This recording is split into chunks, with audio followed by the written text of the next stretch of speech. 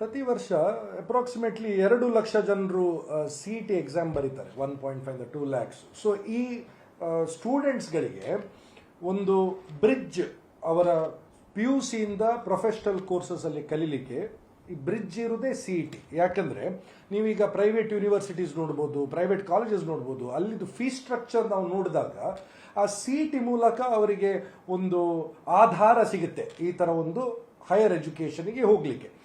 Unlike JEE exam ಇರ್ಬೋದು ಅಥವಾ ಬೇರೆ ಕೆಲವು ಎಕ್ಸಾಮ್ಸ್ಗಳಿವೆ, ಅದರಲ್ಲಿ ಅವರು 2 ಅಟೆಂಪ್ಟ್ ಕೊಡ್ತಾರೆ. ನಮ್ಮ ಬೋರ್ಡ್ ಎಕ್ಸಾಮ್ ಅಲ್ಲಿ ಕೂಡ 2 ಅಟೆಂಪ್ಟ್ ಕೊಡ್ತಾರೆ. ಬಟ್ CET ಎಕ್ಸಾಮ್ ಅಲ್ಲಿ ಒಂದೇ ಅಟೆಂಪ್ಟ್ ಸಿಗೋದು, ಪ್ರತಿ ವರ್ಷಕ್ಕೆ ಒಂದೇ ಸರ್ತಿ ಆಗೋ ಒಂದು ಎಕ್ಸಾಮ್.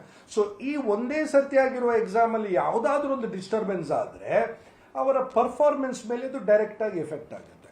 ಸೊ ನಾವು ಈಗ ಇನ್ಸ್ಟೆನ್ಸಸ್ ನೋಡ್ತಾ ಇದ್ದೇವೆ, ಜನಿವರ ತೆಗೆಯುವುದಿರ್ಬೋದು, ನೋಸ್ ರಿಂಗ್ ಅನ್ನು ತೆಗೆಯುವುದು, ಫುಲ್ ಸ್ಲೀವ್ ಹಾಕಿದ್ರೆ ಅದನ್ನು ಕಟ್ ಮಾಡುವುದು, ಈ ತರ ಎಲ್ಲ ನಾವು ಹ್ಯೂಮಿಲಿಯೇಟಿಂಗ್ ಇನ್ಸ್ಟೆನ್ಸಸ್ ನೋಡುವಾಗ ಅದು ಆ ಸ್ಟೂಡೆಂಟ್ ಮೇಲೆ ಮಾತ್ರ ಅದು ಪರಿಣಾಮ ಬೀಳುವುದಲ್ಲ, ಅಲ್ಲಿರುವ ಇಡೀ ಎಕ್ಸಾಮ್ ಸೆಂಟ್ರಲ್ಲಿ ಯಾರೆಲ್ಲ ಇರ್ತಾರೆ ಎಲ್ಲರ ಮೇಲೆ ಅದು ಬೀಳುತ್ತೆ. ಯಾಕಂದ್ರೆ ನಾವು ಒಂದು ಪಾಯಿಂಟ್ ತಲೆಯಲ್ಲಿ ಇಡಬೇಕೇನಂದ್ರೆ, ಈ ಮಕ್ಕಳು minors, most of them 18 years ಆಗಿರಲ್ಲ, ಅವರು 17 ಆಗಿರ್ತಾರೆ, 17.5 ಅವರು ಮೈನರ್ ಆಗಿರ್ತಾರೆ.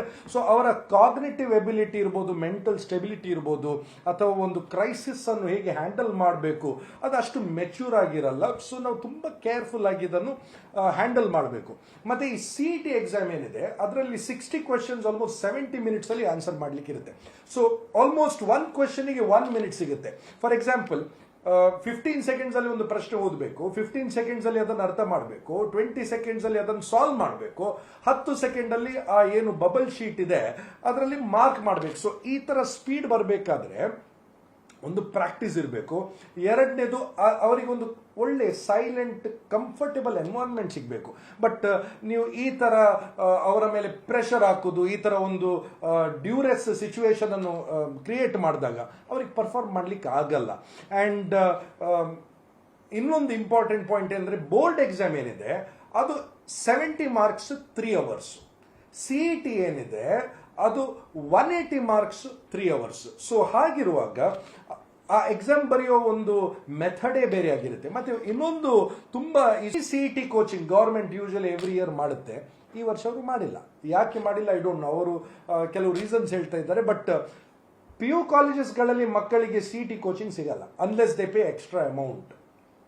PUC ಓದುದೇ ಬೇರೆ, CET ಕೂಡ ಅದೊಂದು ಆನ್ಸರ್ ಮಾಡೋ ಟೆಕ್ನಿಕ್ಸೇ ಬೇರೆ. ಯಾಕೆಂದ್ರೆ CET ಅಲ್ಲಿ time is a factor, short cut methods ಅಲ್ಲಿ ಬರೀಬೇಕಾಗುತ್ತೆ. ಬೋರ್ಡ್ ಎಕ್ಸಾಮ್ ನೀವು ಲೆಂದಿ ಆಗಿ ಬರಬೇಕಾಗುತ್ತೆ.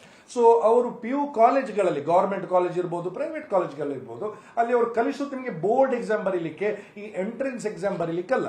So entrance exam coaching government ಕೊಡೋದಾಗ ಈ ಎಕ್ಸಾಮ್ ಕಂಡಕ್ಟ್ ಮಾಡ್ತಾರೆ, ಕೋಚಿಂಗ್ ಕೊಡಲ್ಲ ಅಂದ್ರೆ ಪ್ರೈವೇಟ್ ಕೋಚಿಂಗ್ ಕ್ಲಾಸಸ್ ಇದು ಲಾಬಿ ತರ ಆಯ್ತಿದ್ದು. ಯಾಕಂದ್ರೆ ಅವರಿಗೆ ಪ್ರೈವೇಟ್ ಕೋಚಿಂಗಿಗೆ ಹೋಗ್ಬೇಕು ಎಕ್ಸಾಮ್ ಬರೀಬೇಕಾದ್ರೆ. ಎಕ್ಸಾಮ್ ಬರೆಯೋದಿದ್ರೆ ಪ್ರೊಫೆಷನಲ್ ಕಾಲೇಜಸ್ ಅಲ್ಲಿ ಒಂದು ಏನು ಫೀ ಸ್ಟ್ರಕ್ಚರ್ ಇದೆ CET ಇದು, ಅದು ಅವರಿಗೆ ಲಾಗೂ ಆಗಲ್ಲ. ಸೊ ಹೀಗೆಲ್ಲ ಇರುವಾಗ ಪ್ಲಸ್ ನೀವು ನೋಡಿ, CET ಅಲ್ಲಿ ಕೂಡ ಈಗ ಎಕ್ಸಾಮ್ ಬರೆದ ನಂತರ ಪ್ರೈವೇಟ್ ಕಾಲೇಜಸ್ಗೆ ಹೋದಾಗ, ಗವರ್ಮೆಂಟ್ ಕಾಲೇಜಿಗೆ ಹೋಗುವಾಗ ರಿಸರ್ವೇಶನ್ ಏನ್ ಬರುತ್ತೆ. ಸೊ ಜನರಲ್ ಕ್ಯಾಟಗರಿ ಒಂದು 50% ಮಾತ್ರ ಇರುವುದು. ಆ ಟೈಮಲ್ಲಿ ನೀವು ಜನಿವರ ತೆಗೆಯುವುದು, ಮತ್ತೆ ಈ ಇನ್ಸ್ಟೆನ್ಸಸ್ ಏನಿದೆ ಇದು ಆಗದಾಗಿ ಒಂದು ಕರೆಕ್ಟ್ ಆಗಿ ಒಂದು SOP ಇರಬೇಕಿತ್ತು, SOP ಇಲ್ಲ.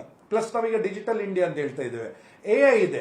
ಸೊ AI ಕ್ಯಾಮರಾಸ್ ಯಾಕೆ ಇನ್ಸ್ಟಾಲ್ ಮಾಡ್ಲಿಕ್ಕೆ ಆಗ್ತಾ ಇಲ್ಲ, ಕಾಪಿ ಮಾಡೋದನ್ನು ನಿಲ್ಲಿಸಲಿಕ್ಕೆ? ಫಾರಿನ್ ಕಂಟ್ರೀಸ್ ಅಲ್ಲಿ ನೋಡಿ, ಪ್ರಾಕ್ಟರಿಂಗ್ ಅಂತ ಹೇಳ್ತೇವೆ ನಾವು, ಪ್ರಾಕ್ಟರಿಂಗ್ AI ಯೂಸ್ ಮಾಡಿ ಯಾರಾದ್ರೂ ಸ್ವಲ್ಪ ಮುಖ ಆಚೆ ಈಚೆ ಮಾಡಿದ್ರು ಕೂಡ ಅದು ಯಾರು ಇನ್ವಿಜಿಲೇಟರ್ ಇದ್ದಾರೆ ಅವರಿಗೆ ಇಮಿಡಿಯೇಟ್ ಆಗಿ ಅಲರ್ಟ್ ಮಾಡುತ್ತೆ. ಒಂದು. ಎರಡನೇದು, ನೀವು ಫ್ರಿಸ್ಕಿಂಗ್ ಮಾಡುವಾಗ ಬ್ಲೂಟೂತ್ ಎನೇಬಲ್ಡ್ ಡಿವೈಸಸ್ ನಾವು ಕೆಲವು ಕೇಸಸ್ ನೋಡಿದ್ದೇವೆ UPSC ಎಕ್ಸಾಮ್ ಎಲ್ಲ ಬರೆಯುವಾಗ.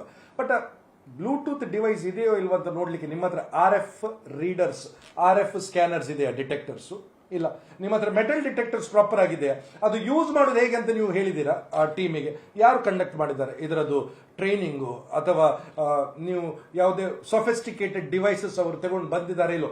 ಜನಿವರದಲ್ಲಿ ಏನ್ ಬರುತ್ತೆ, ಏನ್ ನಿಮ್ಗೆ ಅದು ಚೆಕ್ ಮಾಡ್ಲಿಕ್ಕೆ ಆಗೋದು ಮೆಟಲ್ ಡಿಟೆಕ್ಟರ್ ಅಲ್ಲಿ? ಅಥವಾ ನೀವು ನೋಸ್ ರಿಂಗ್ ಅಂತ ಹೇಳ್ತೀರಿ, ಅಷ್ಟು ಸಣ್ಣ IoT ಡಿವೈಸಸ್ ಇದೆಯಾ? ಇದ್ರೂ ಕೂಡ ನೀವು ಅದನ್ನು ನೋಡುವಾಗ ನಿಮ್ಗೆ ಗೊತ್ತಾಗಲ್ವಾ ಇದು ಬಂಗಾರದ ರಿಂಗ ಇದು ಐಒಟಿ ಅಂತ. ಇಷ್ಟು ನಿಮ್ಗೆ ಗೊತ್ತಿರೋದಿದ್ರೆ ನೀವು ಅಲ್ಲಿ ಇನ್ವಿಜಿಲೇಟರ್ ಆಗಲಿಕ್ಕೆ ಅರ್ಹತೆನೇ ಇಲ್ಲ ನಿಮಗೆ. So you should know first, they should be trained. Second, ಒಂದು ಕರೆಕ್ಟ್ ಆಗಿ SOP ಕೊಡಬೇಕು. ಇಲ್ಲದಿದ್ರೆ ನಾವು ನಮ್ಮ ಪಾಲಿಟಿಕ್ಸ್ ಏನಿದೆ ಅದು ನಮ್ಮ ಮಕ್ಕಳ ಮೇಲೆ ಮಾಡುತ್ತರ ನನಗೆ ಕಾಣ್ತಾ ಇದೆ. This is a very dangerous trend. Accountability missing. ಇಲ್ಲಿ ಯಾರು ಆನ್ಸರ್ ಕೊಡ್ತಾ ಇಲ್ಲ. ಕ್ರಮ ತೆಗಿತೇವೆ ಅಂತ ಹೇಳ್ತಾರೆ. That is not the solution. ಯಾಕಂದ್ರೆ ಮಕ್ಕಳು ಕರೆಕ್ಟ್ ಆಗಿ ಎಕ್ಸಾಮ್ ಬರೀಲಿಲ್ಲ. ನಾನು ಅಪೀಲ್ ಮಾಡ್ತೇನೆ, ಇನ್ನೊಮ್ಮೆ CT ಕಂಡಕ್ಟ್ ಮಾಡ್ಬೇಕು. ನೀವು ಯಾರು ಎಫೆಕ್ಟೆಡ್ ಯಾರಿದ್ದಾರೆ ಬೇಕಾದ್ರೆ ಬರೀಲಿ, ಇಲ್ಲದಿದ್ರೆ ಬೇಡ. But you have to give them another chance. Or ಯಾರೆಲ್ಲ ಮಕ್ಕಳಿಗೆ ಇದು ಅನ್ಯಾಯ ಆಗಿದೆ ನೀವು ಅವರಿಗೆ ಸೀಟ್ ಆಫ್ ದೇರ್ ಚಾಯ್ಸ್ ಕೊಡಬೇಕು without writing the exam. You have to do it. ಇಲ್ಲದಿದ್ರೆ ಇದಕ್ಕೆ ಒಂದು ಸೊಲ್ಯೂಷನ್ ಅಂತಿಲ್ಲ. ಅಂಡ್ ನೆಕ್ಸ್ಟ್ ಟೈಮ್ ಈ ತರ ಆಗದಾಗಿ ನೋಡಬೇಕು. ಅಂಡ್ ಸ್ಟ್ಯಾಂಡರ್ಡೈಸ್ ಒಂದು ಪ್ರೋಟೋಕಾಲ್ ಇರಬೇಕು ಎಕ್ಸಾಮ್ ಸೆಂಟರ್ಗೆ. AI ಯೂಸ್ ಮಾಡಿ, ಬೇಸಿಕ್ ಇನ್ಫ್ರಾಸ್ಟ್ರಕ್ಚರ್ ಕೊಡಿ.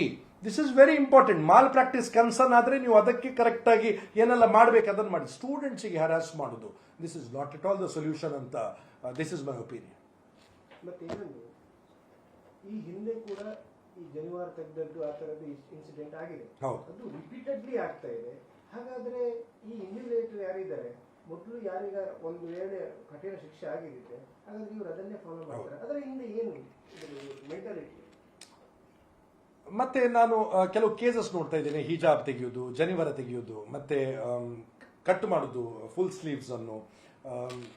ಸೊ ಇದೆಲ್ಲ ಇನ್ಸ್ಟೆನ್ಸಸ್ ಈ ಸತಿ ಫಸ್ಟ್ ಟೈಮ್ ಆಗಿರೋ ಇನ್ಸ್ಟೆನ್ಸಸ್ ಅಲ್ಲ, ಆಲ್ರೆಡಿ ಆಗಿದೆ. ಸೊ ಆದಾಗ ನೀವು ಏನು ಕ್ರಮ ತೆಗೆದಿದ್ದೀರಿ? ಮಿನಿಸ್ಟರ್ಸ್ಗಳೆಲ್ಲ ಹೇಳ್ತಾರೆ ನಾವು ಸೂಕ್ತ ಕ್ರಮ ತೆಗಿತೇವೆ, ನಾವು ಟಫೆಸ್ಟ್ ಆಫ್ ದ ಪನಿ.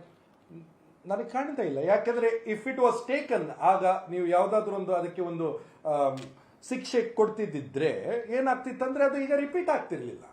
ಫಾರಿನ್ ಕಂಟ್ರೀಸ್ಗಳಲ್ಲಿ ನೀವು ನೋಡ್ತಾ ಇದ್ದೀರಿ, ಯಾವುದಾದ್ರೂ ಒಂದು ಇನ್ಸ್ಟೆನ್ಸ್ ಆದ್ರೆ ಅವ್ರು ಕರೆಕ್ಟ್ ಆಗಿ ಅದನ್ನು ಹ್ಯಾಂಡಲ್ ಮಾಡ್ತಾರೆ, ಅದು ರಿಪೀಟ್ ಆಗಲ್ಲ. ಇಲ್ಲಿ ಯಾಕೆ ಅದು ರಿಪೀಟ್ ಆಗ್ತಾ ಇದೆ? ರಿಪೀಟ್ ಆಗ್ತಾ ಇರೋದು ನೋಡುವಾಗ ಏನೋ ಇದರಲ್ಲಿ ಒಂದು ಫಾರಿನ್ ಹ್ಯಾಂಡ್ ಇದ್ದದಾಗಿ ಕಾಣ್ತಾ ಇದೆ ನನಗೆ.